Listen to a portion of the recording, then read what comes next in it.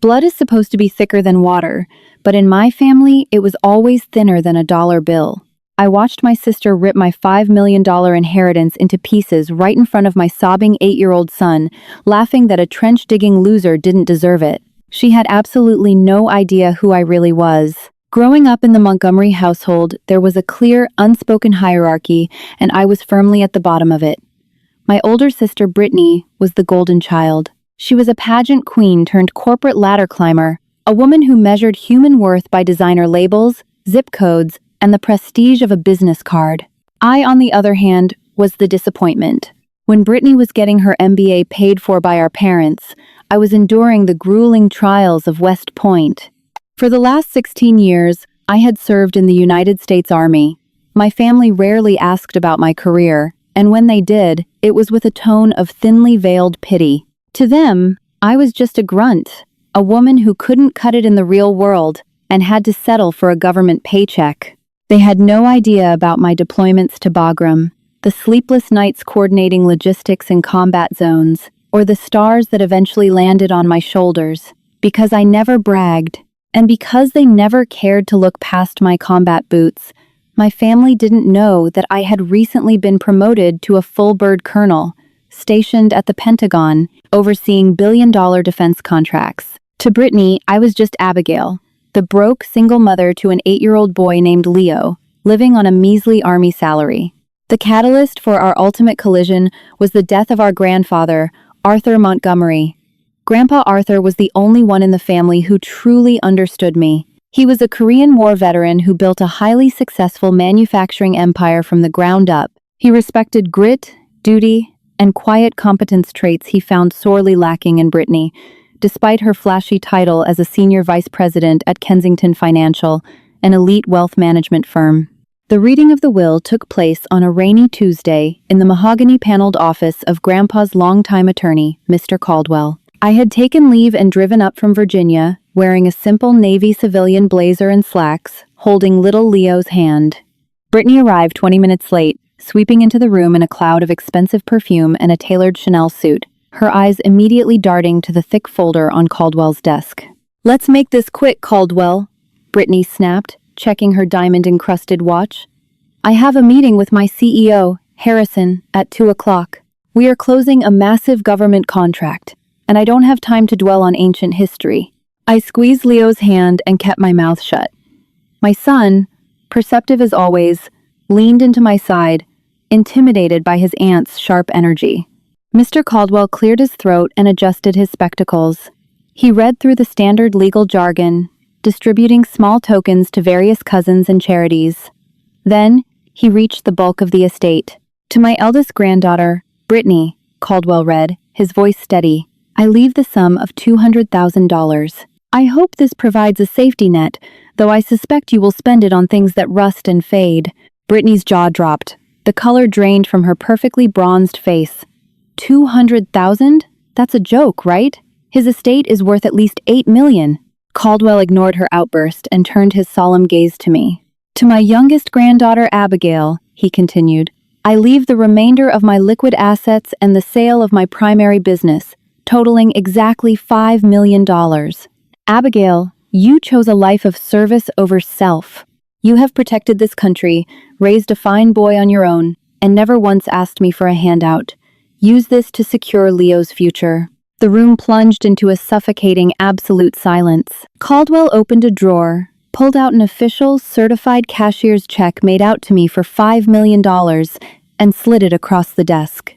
I stared at the slip of paper, my heart hammering against my ribs. $5 million. It was a staggering amount of money, enough to ensure Leo would never have to worry about college, enough to build a permanent home once I finally retired from the army. Tears pricked my eyes as I whispered a silent thank you to the grandfather who had seen my silent struggles and rewarded my quiet dedication. But the peace of that moment lasted exactly 3 seconds. "You've got to be out of your mind." Brittany's shriek echoed off the wood-paneled walls, making Leo flinch and hide behind my legs. She slammed her hands onto Caldwell's desk, her manicured nails digging into the leather blotter. "There is a mistake. A massive, egregious mistake," she screamed, spit flying from her lips. She's a glorified ditch digger. She lives in government housing and wears combat boots. I am a senior VP. I manage real money. Grandpa was senile. He had dementia, and she manipulated him. Miss Montgomery, I assure you, Arthur was of perfectly sound mind, Caldwell said sternly, trying to maintain order. This will is ironclad. I reached out, my fingers trembling slightly with adrenaline, and picked up the check. Brittany, please, I said, keeping my voice level, tapping into the deep well of restraint the military had drilled into me. Don't do this in front of Leo. Let's talk about this outside. Don't you dare patronize me, you pathetic grunt, Brittany snarled, rounding the desk. Before I could react, before my instincts could kick in to push her away, she lunged, her hand clamped over my wrist, her sharp nails biting into my skin, and with her other hand, she snatched the cashier's check right out of my grip. Hey, I barked, my command voice slipping out. Give that back. Brittany backed away, holding the paper up like a trophy, her face twisted into a mask of pure, unadulterated, ugly jealousy. Leo started to cry, terrified by his aunt's aggressive, unhinged behavior. You think you deserve this? Brittany laughed, a harsh, grating sound. You threw your life away to play soldier. You're a low-ranking nobody. You probably wipe down tanks for a living. What are you going to do with $5 million? Buy nicer camouflage? Mommy, Leo whimpered, burying his face in my jacket. Brittany, I am warning you, I said, my voice dropping an octave, cold and flat. It was the voice I used when a subordinate was seconds away from a court-martial. Hand me the check. Instead of complying, she looked me dead in the eye, smiled a venomous, triumphant smile, and ripped the heavy stock paper cleanly down the middle. Leo gasped. Caldwell shouted in protest. Then, Brittany put the two halves together and ripped them again. And again. She tore the $5 million legacy into a dozen jagged little pieces and threw them into the air like confetti. The scraps fluttered down, landing on my boots and the office carpet. There, she spat, breathing heavily. It's gone. It's void. I'm taking this to court, Abigail. I will tie this estate up in litigation for the next decade. By the time I'm done with you, you won't even have enough money to pay a paralegal. My firm, Kensington Financial, has the best lawyers in the country on retainer. Harrison, my CEO, owes me a favor. We will freeze every asset Grandpa left behind. I looked down at the torn pieces of the check. In the civilian world, tearing up a cashier's check is incredibly stupid, but it doesn't destroy the funds. Caldwell could simply void it and reissue another one in a few days. The money wasn't gone. But it wasn't about the money anymore. It was about the disrespect. It was about the terror in my son's eyes as he watched his own aunt treat his mother like garbage. It was about the 16 years of biting my tongue while my family treated my service to our country as a humiliating failure. I knelt down, picked up a crying Leo, and hoisted him onto my hip. I didn't yell. I didn't cry. I just looked at my sister. You mentioned Kensington Financial, I said quietly, the gears in my mind turning at lightning speed. And your CEO, Harrison. That's right, she sneered, crossing her arms, thinking she had won. We handle billions. We're currently bidding on a $200 million Department of Defense pension and logistics contract. When Harrison secures it next week, my bonus alone will be worth more than your entire life's earnings. You don't have the resources to fight me, Abigail. Go back to your barracks. A slow, icy realization washed over me. I knew exactly what contract she was talking about. It was the Titan Initiative, a massive privatization contract for military logistics and pension management. I knew about it because I was the one leading the oversight committee. I was the final signature required to approve or deny Kensington Financial's bid. Harrison had been calling my office for a month, desperately trying to get 5 minutes on the phone with the project lead, referring to me only as Colonel in his frantic voicemails. I looked at the shredded check on the floor, then back at my sister's smug, entitled face. Okay, Brittany, I said softly, turning toward the door. We'll see how that DoD contract works out for you. Run away, grunt, she called out behind me. I walked out into the rain, holding my son close. I wasn't running away. I was going to war. The drive back to Virginia was quiet. The rhythmic thrum of the windshield wipers matched the dull pounding in my temples. In the back seat, Leo had fallen asleep, his small hands clutching the frayed edges of his favorite blanket. My heart ached for him. He had been subjected to the ugliest side of human greed, forced to watch his aunt transform into a monster over a piece of paper. But as I merged onto I-95 South, the shock and hurt began to crystallize into something entirely different. Cold, tactical resolve. The military teaches you many things, but above all, it teaches you how to neutralize a threat. Brittany had mistakenly assumed that my silence over the years was a symptom of weakness. She confused my lack of designer clothes with a lack of power. She thought grunt meant uneducated, powerless, and easily bullied. She was about to receive a very expensive lesson in military hierarchy. The next morning, before the sun even crested the horizon, I was at my desk at the Pentagon. The building is a fortress of limestone and concrete, a sprawling labyrinth where the fate of global operations is decided before most civilians have had their first cup of coffee. My office, located in the prestigious E-Ring, overlooked the Potomac River. The brass nameplate on my heavy oak door read, Colonel A. Montgomery, Director of Logistics Procurement. I sat down, the crisp fabric of my Army combat uniform, a comforting armor, and picked up the secure line to call Mr. Caldwell. "Good morning, Colonel," Caldwell answered, his voice weary. "I must apologize again for yesterday. In my 40 years of practice, I have never seen such a disgraceful display." "Don't apologize, Mr. Caldwell. The behavior was hers, not yours," I replied calmly. "I need an update on the estate." "Well, true to her word, your sister's lawyers at Kensington Financial filed an emergency injunction at 8:00 a.m. this morning to freeze the assets, citing undue influence and claiming your grandfather was not of sound mind." Caldwell chuckled dryly. "It was tossed out by the judge 20 minutes later. I had Arthur evaluated by 2 independent neurologists the week he signed that will, specifically because he anticipated her greed. The cashier's check has been voided and a new one is being wired directly into the trust account you set up for Leo.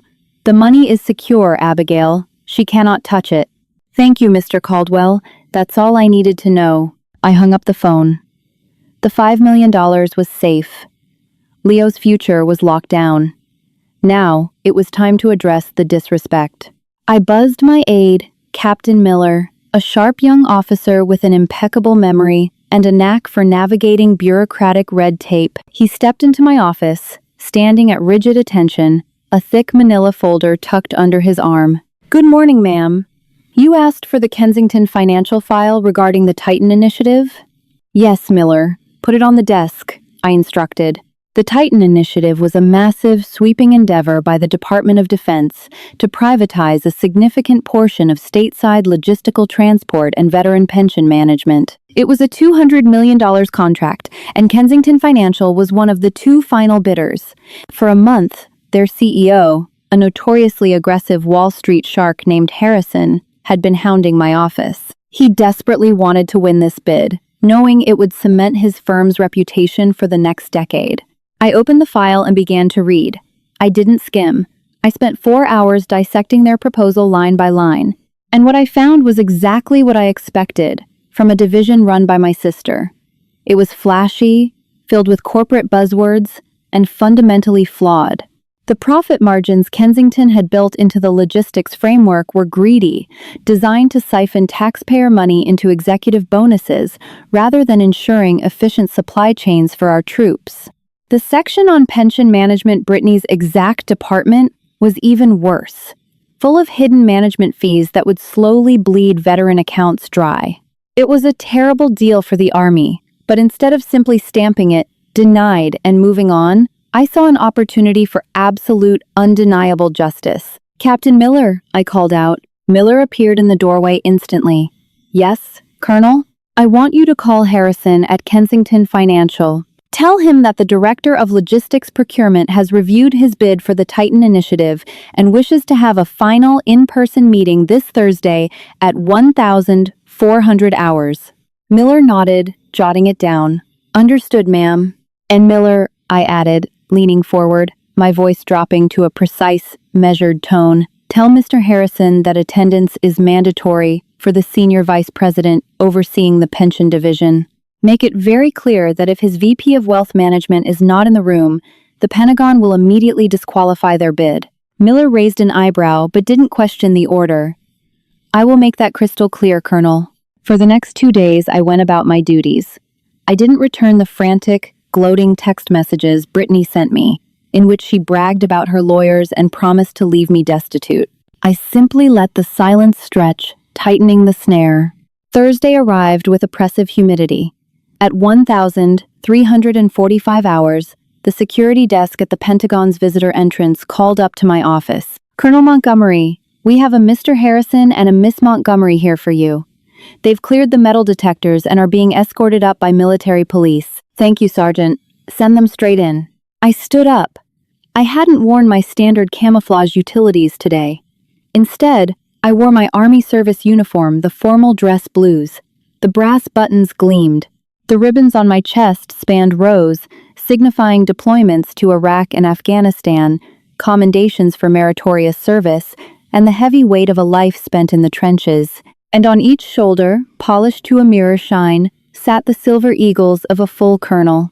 I positioned myself behind my massive mahogany desk, my back to the door, looking out the window over the Potomac. I heard the heavy oak door open. Right this way, Captain Miller's voice echoed.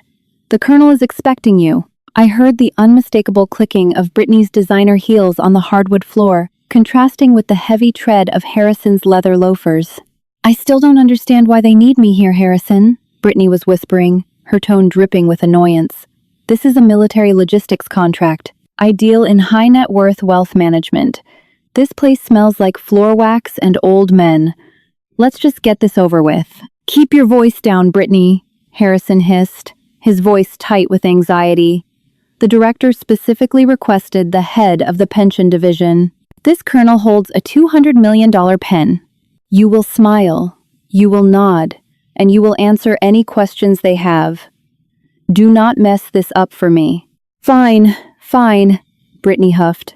I took a slow, deep breath, centering myself. Then I spun my leather chair around to face them. The silence in the office was so absolute it felt as though the air had been completely vacuumed out of the room. Harrison, a tall, impeccably tailored man who radiated Wall Street arrogance, stepped forward first. He wore a practiced, $1 million smile and confidently extended a hand. Colonel Montgomery, I am Harrison, CEO of Kensington Financial. It is a profound honor to finally meet you. Thank you for your service and for taking the time to... His words died in his throat.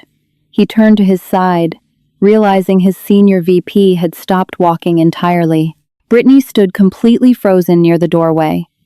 The blood had rushed from her perfectly contoured face, leaving her a ghastly, sickly shade of pale. Her eyes were wide and panicked, darting erratically from my unsmiling face to the silver eagles gleaming on my shoulders, to the heavy rows of commendation ribbons on my chest, and finally resting on the brass nameplate, Colonel A. Montgomery.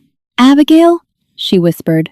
The voice belonged to a terrified little girl, not the ruthless executive who had screamed at my son just days prior.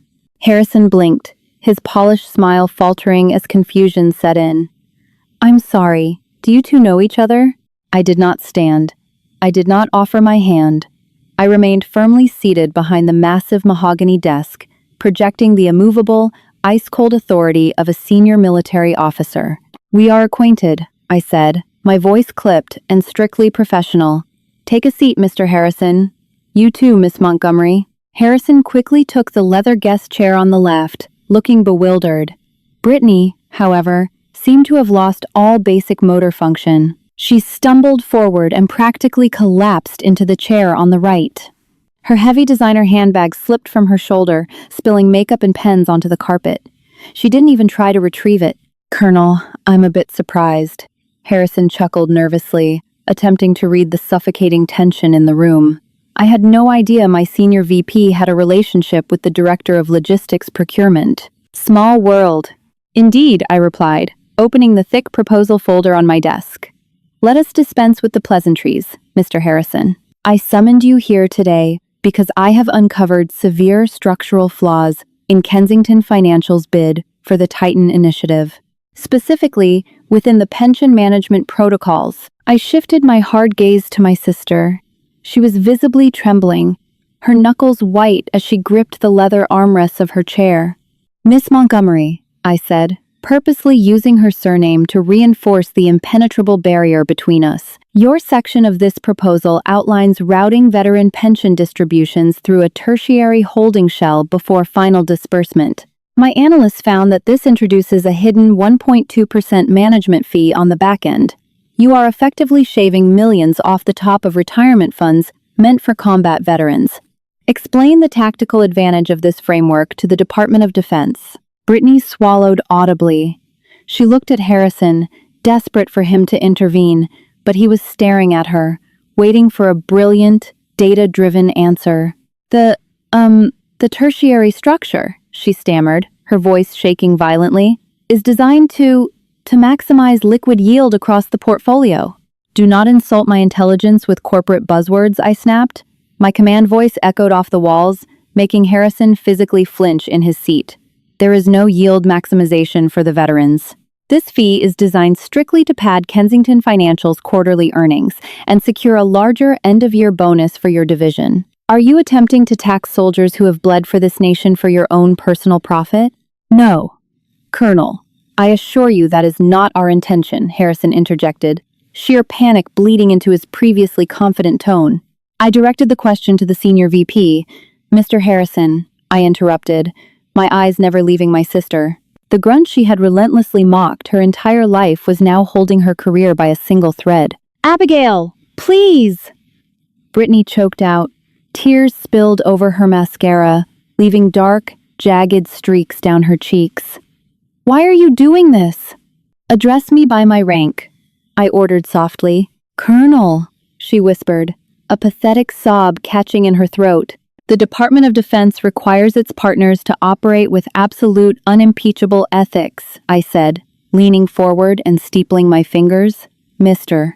Harrison, if a senior executive at your firm were to maliciously destroy a certified cashier's check worth $5 million out of pure, unadulterated spite, if that same executive threatened to use your firm's legal retainers to bankrupt a decorated veteran and a fatherless child, would you consider that an ethical liability?" Harrison's jaw dropped. The color rushed to his cheeks as the horrifying pieces fell into place. He slowly turned his head to look at Brittany, who had buried her face in her hands, weeping openly. She did what?" Harrison breathed, horrified.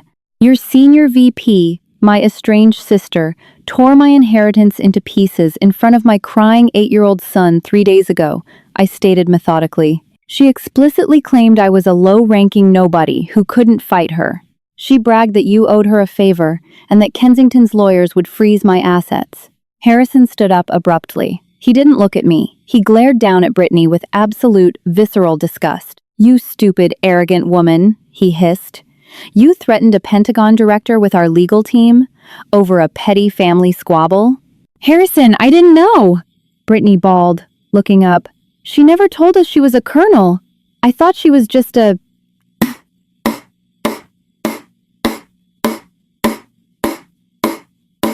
"A grunt?" I offered. "You thought she was someone you could step on," Harrison roared, losing all corporate composure. He turned back to me. "Colonel Montgomery, we had no knowledge of this. Kensington Financial respects the military. I am so sorry." "I believe you," I replied evenly, closing the file. "However, I cannot in good conscience award a $200 million contract to a firm that employs leadership with such a catastrophic lack of moral judgment. Kensington Financial's bid for the Titan Initiative is officially denied." The words hit Harrison like a physical blow. A $200 million loss. It was a career-ending disaster. He turned a lethal, icy glare back to my sister. "Get up." "Harrison, let me fix this." "Get up," he shouted. "You are fired, Brittany. Effective immediately. I am personally calling the SEC and our board of directors to report your gross misconduct and threats regarding our legal assets. You will never work in wealth management again. Get out of my sight." Brittany scrambled to her feet, abandoning her purse, and shot me a look of pure, unadulterated hatred. "You ruined my life. You planned this. No, Brittany, I said, my voice echoing with quiet finality. Grandpa Arthur planned this. He knew exactly who you were. I just let you defeat yourself. Captain Miller stepped into the room and escorted the disgraced executives out of the Pentagon. I sat alone in my office, watching the sunlight sparkle on the Potomac River. I thought of my grandfather, and I smiled. The money was safe, my son was protected, and the grunt had finally won the war. Families shouldn't be judged by the size of their paychecks, but by the weight of their character. Sometimes, the quietest people in the room carry the most power, and underestimating them is the most expensive mistake you can make. If you loved how Colonel Abigail handled her toxic sister and protected her son's future, hit that like button. Share this story with someone who loves a great twist, and subscribe to the channel for more incredible real-life drama.